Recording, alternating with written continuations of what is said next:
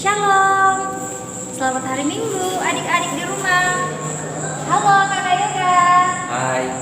Halo kakak Reski. Hai. Iya, dengan sukacita dan bersyukur kepada Tuhan, mari adik-adik kita akan memulai ibadah kita. Mari adik-adik bangkit berdiri, kita mulai ibadah kita. Tuhan bersama kita dan pasti menolong kita. Amin. Salam dari Tuhan Yesus. Dia senang kita ada di sini. Salam juga. Ya, adik-adik, kita akan menyanyi Happy Yayay, Happy Yeye.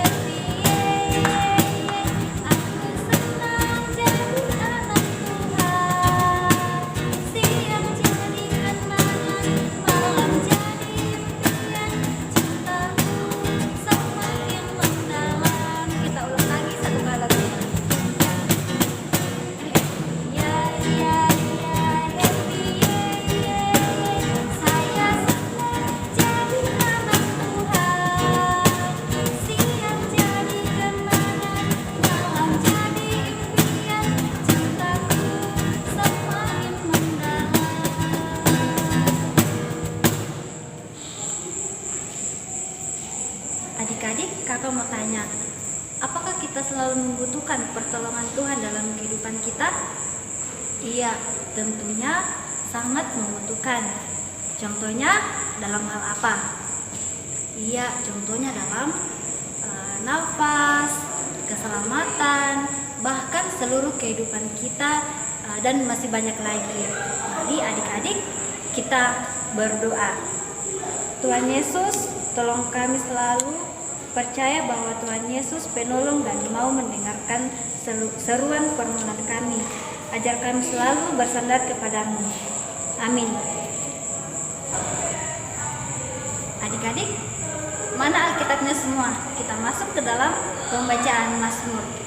Ya, pembacaan Mazmur kita pada saat ini terambil dari Mazmur 18 ayatnya yang ke-7. Sudah dapat semua? Ya, kita akan membaca bersama-sama. Kita mulai. Ketika aku dalam kesesakan, aku berseru kepada Tuhan. Kepada Allahku aku berteriak minta tolong. Ia mendengar suaraku, dari baiknya teriakanku minta tolong kepadanya sampai ke telinganya. Amin. Adik-adik, kita menyanyi Yesus itulah satu-satunya.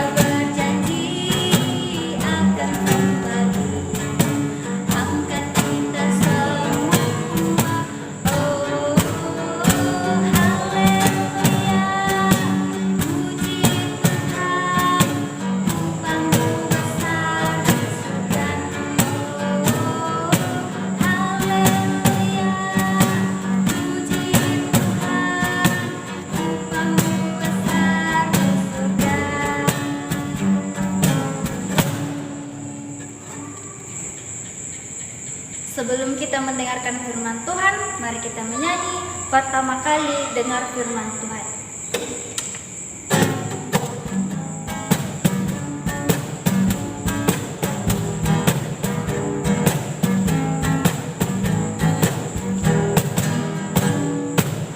Keempat kali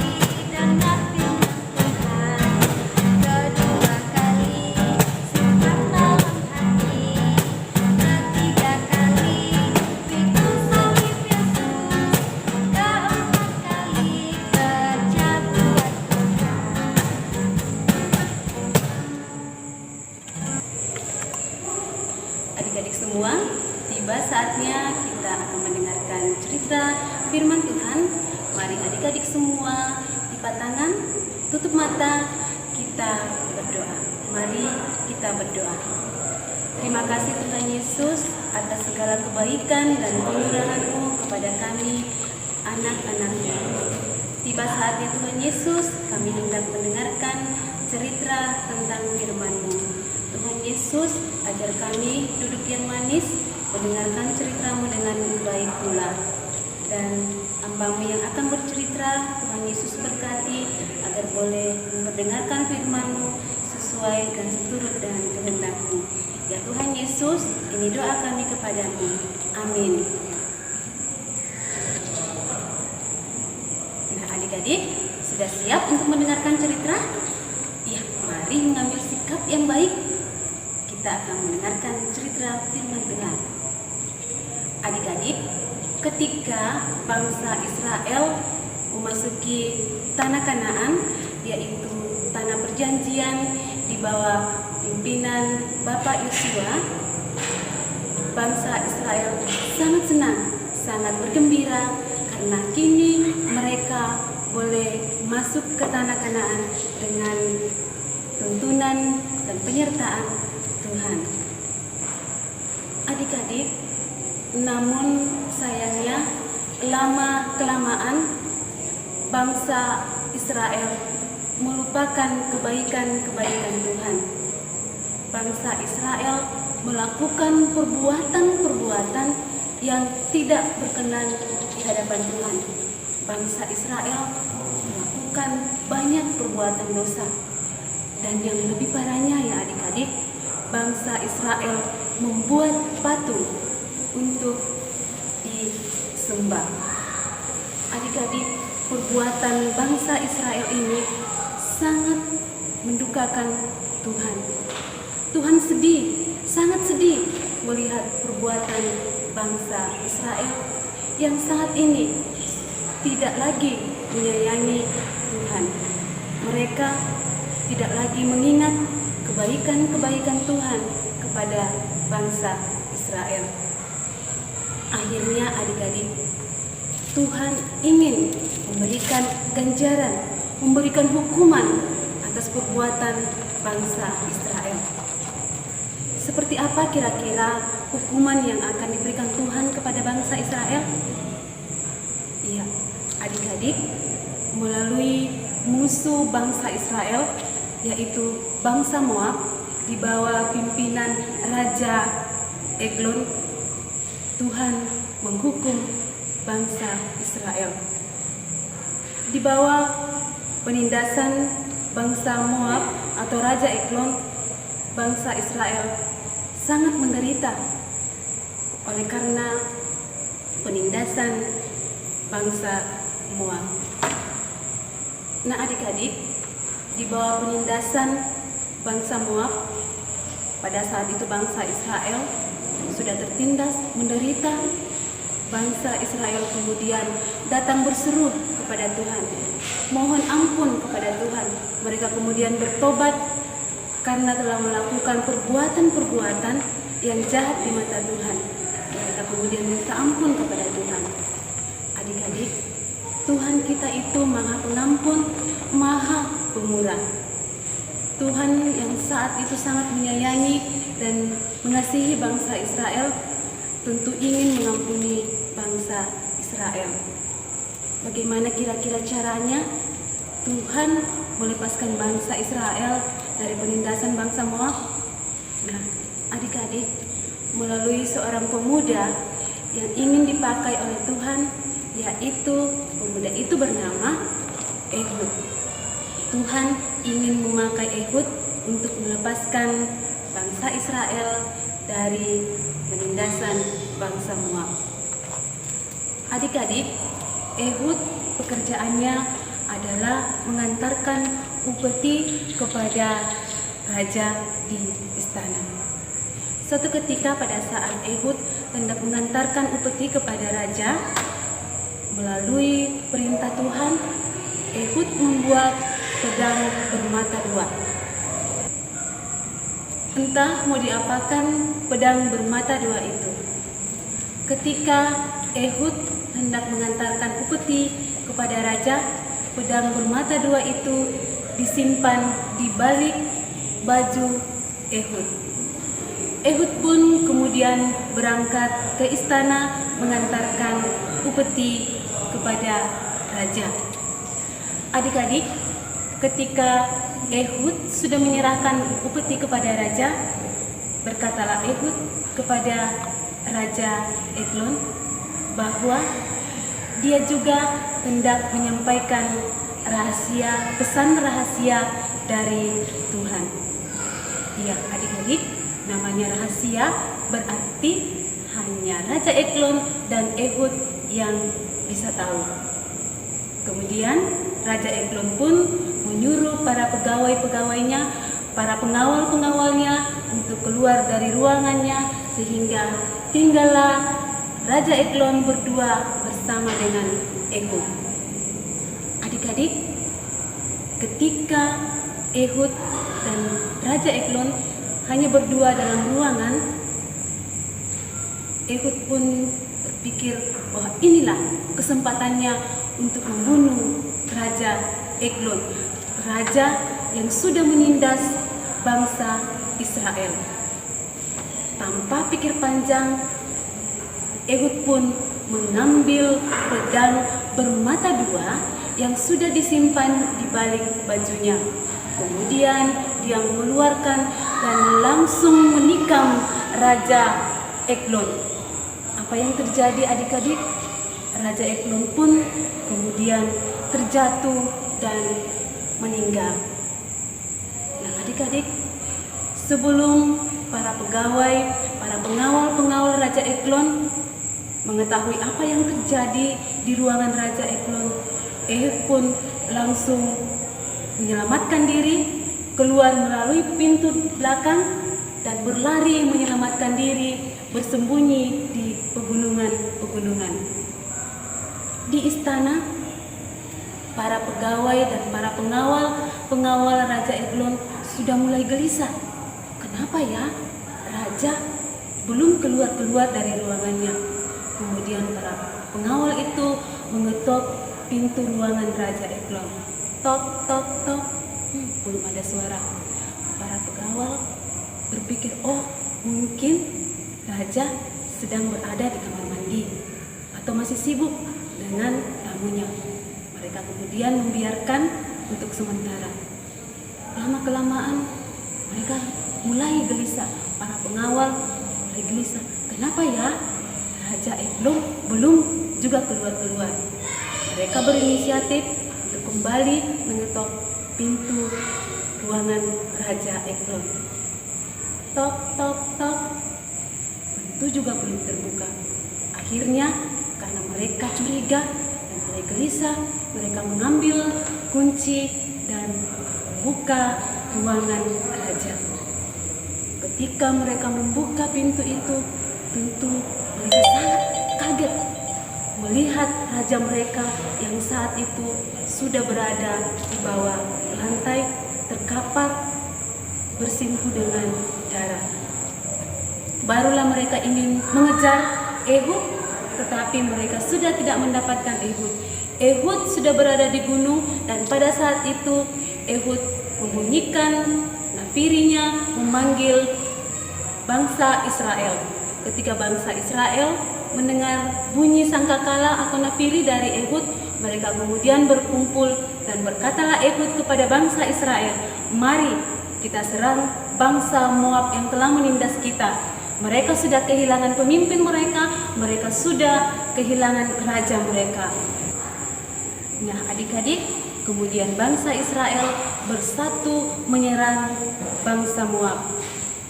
Dan bangsa Israel berhasil mengalahkan bangsa Moab yang sudah kehilangan raja mereka karena raja mereka sudah meninggal. Nah adik-adik, demikian cerita kita minggu ini. Adik-adik, cerita kita minggu ini terambil dari Hakim-Hakim pasal yang ketiga ayat yang ke-12 sampai ayatnya yang ke-30 dengan judul Bangsa Israel dinantikan hakim. Demikian cerita kita. Selamat pagi. Adik-adik, tiba saatnya kita akan memberikan tanda ucapan syukur kepada Tuhan. Namun sebelumnya itu kita akan mendengarkan nat persembahan kita. Nat persembahan kita terambil dari Mazmur 50 ayatnya yang ke-23a. Siapa yang mempersembahkan syukur sebagai korban, ia memuliakan aku. Sambil persembahan dijalankan, kita menyanyi Sungguh Ku Bangga Bapa.